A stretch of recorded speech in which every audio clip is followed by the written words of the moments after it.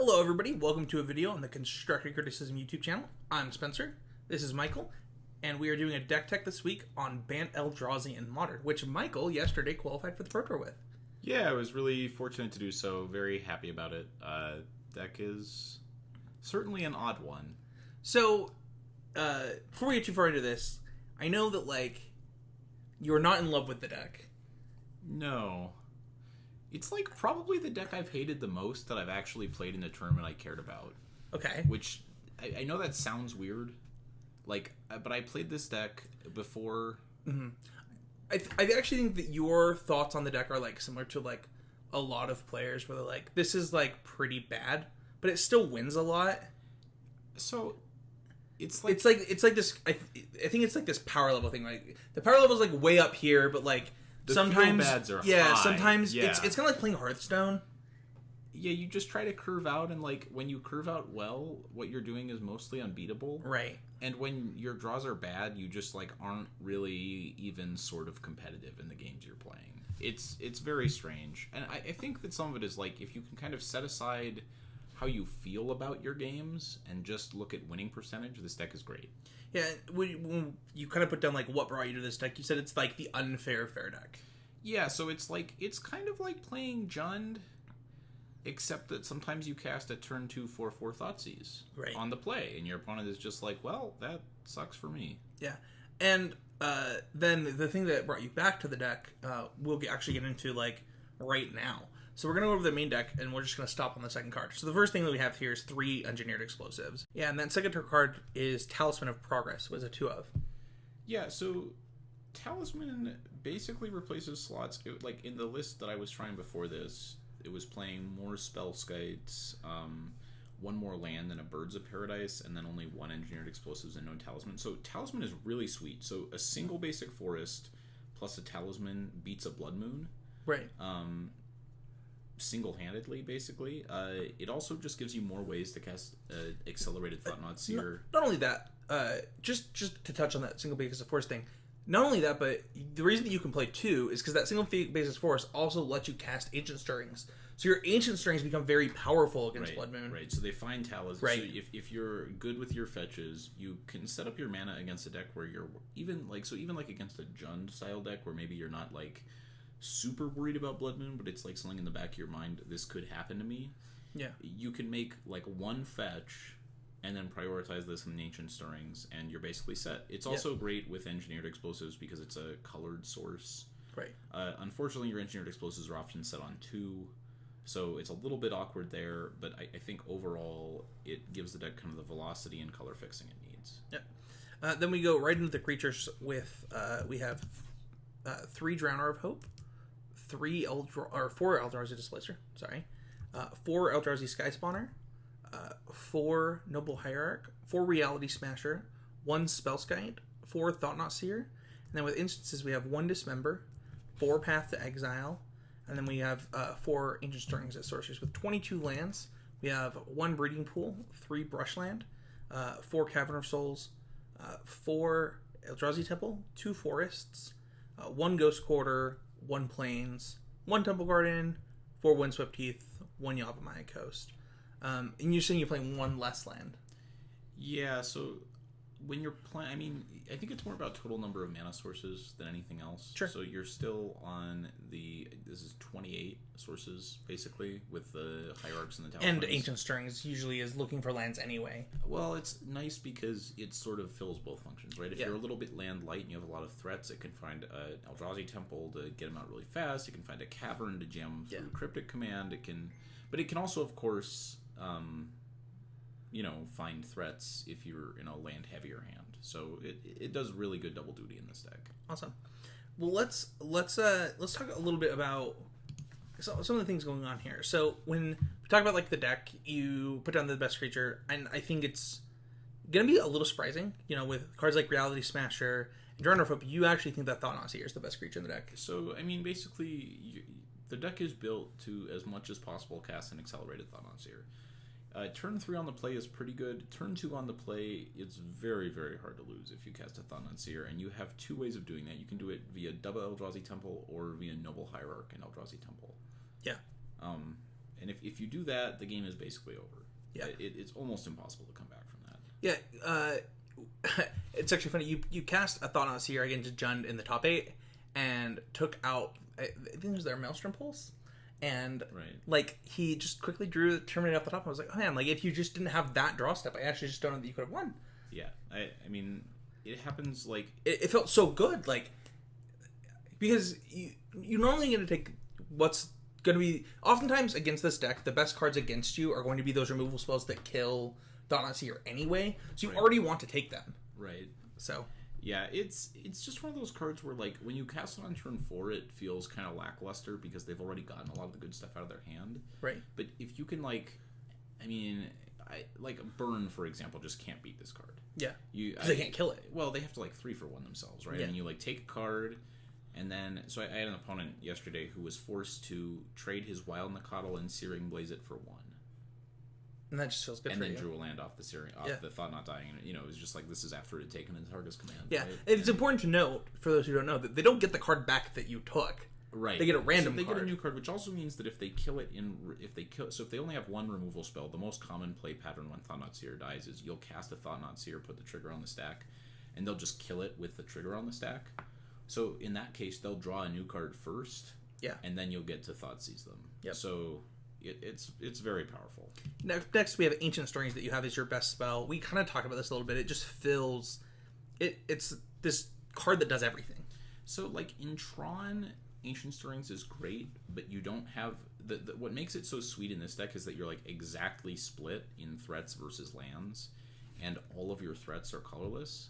So it's like, when you have Talisman, all these lands, and then you have Engineered Explosives, plus, you know... I would say, like, Displacer can be a bomb, Drowner is a bomb, Reality Smasher is a bomb, Thought-Knot Seer is a bomb.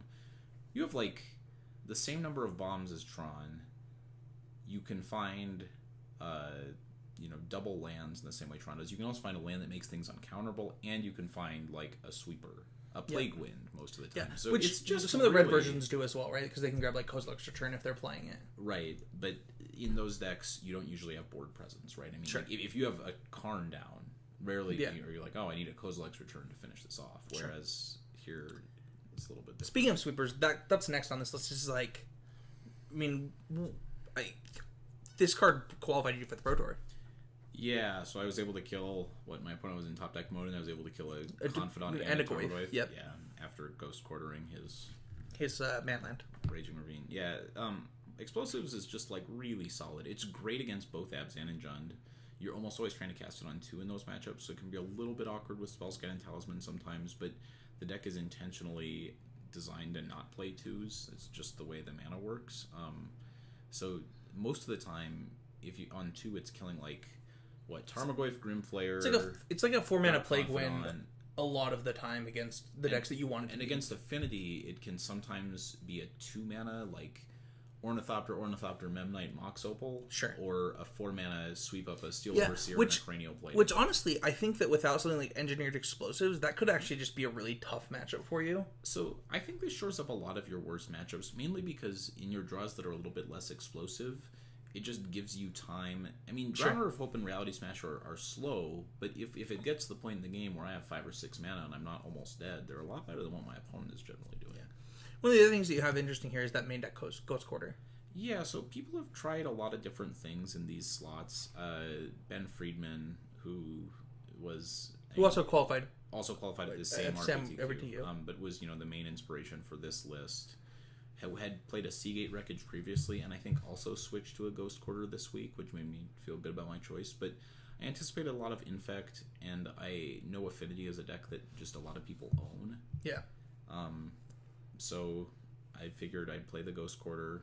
It's also fairly good in the mirror, I would think. Sure. In that you can bust up some of your opponent's starts and keep them off critical. Yeah. So it's a fine choice, but I got to kill an Inkmoth Nexus with it once. I killed a Raging Ravine with it once. It was quite powerful. What does the mana curve look like for this deck? So it's a little bit unusual. You're playing a bunch of 1s. So Path is not an ideal 1. Yeah. But you will sometimes have to use it for mana efficiency if you're on the draw against a 2. Like if your opponent plays a Dark Confidant, you it doesn't matter that you're accelerating them. You just have to path it. You might have to path a Tarmogoyf sometimes. Sure. And then Noble Hierarch. But Noble Hierarch and Ancient Stirrings are both great 1-drops. Yeah. And explosives could be depending on the matchup. Like sometimes versus Sure. like a Glistener Elf, it's a 1-drop. Yeah, you were playing against even something like Boggles, right? If somebody brought Boggles to an event, like, you're going to play that EE. So. Right. So your curve is like, it sort of has two versions. It has the 1 into 3, which is either a Noble Hierarch and 2 non-Eldrazi Temple lands, or it's like a Cavern of Souls into an Eldrazi Temple. Sure. And then you have the 2 into 4, which could be either Eldrazi Temple into Eldrazi Temple or Land Hierarch into Eldrazi Temple. Right. So those are the most busted starts. But you have 3 on turn 2. I mean, I think you're 40% to have a Hierarch or a Temple each. So in combination, you should be about 65% to have one or the other.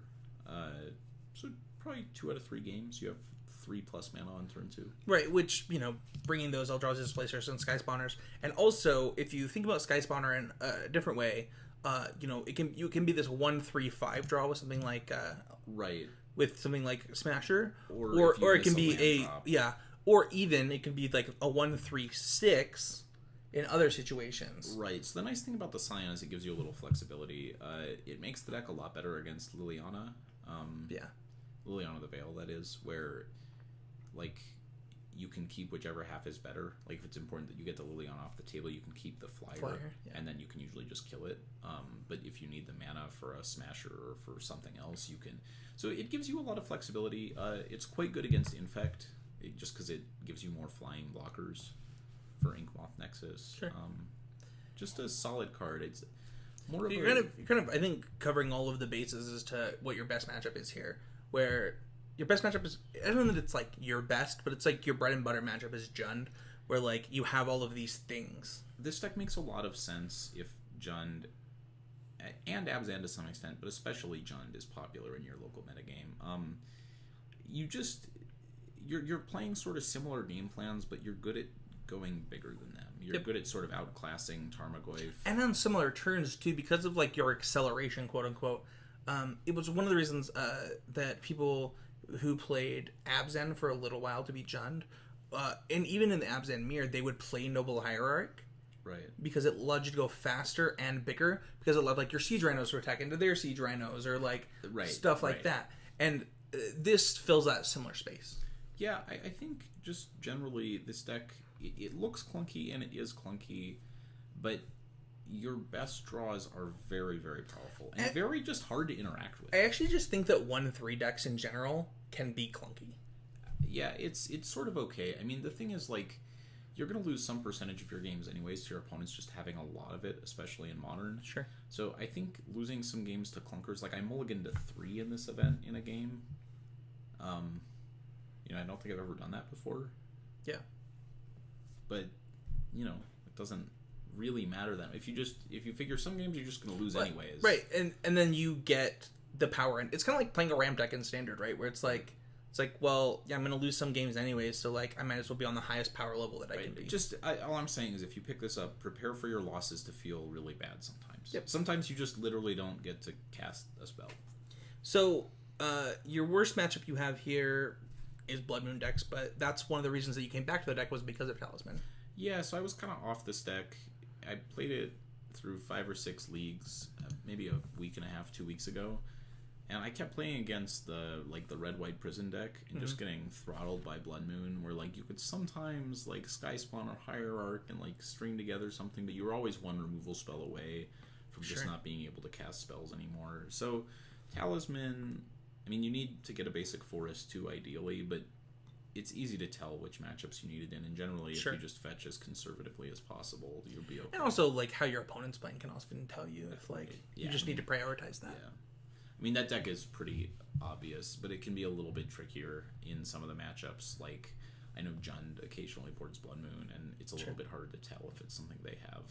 The sideboard, we have 2 Grafdigger's Cage, 1 Eternal Witness, 2 Rest in Peace, 2 Stony Silence, 2 Blessed Alliance, 1 Disdainful Stroke, Disdainful Stroke, I didn't even know that was in your sideboard, 1 Natural State, 1 Negate, and 2 Summer Denial.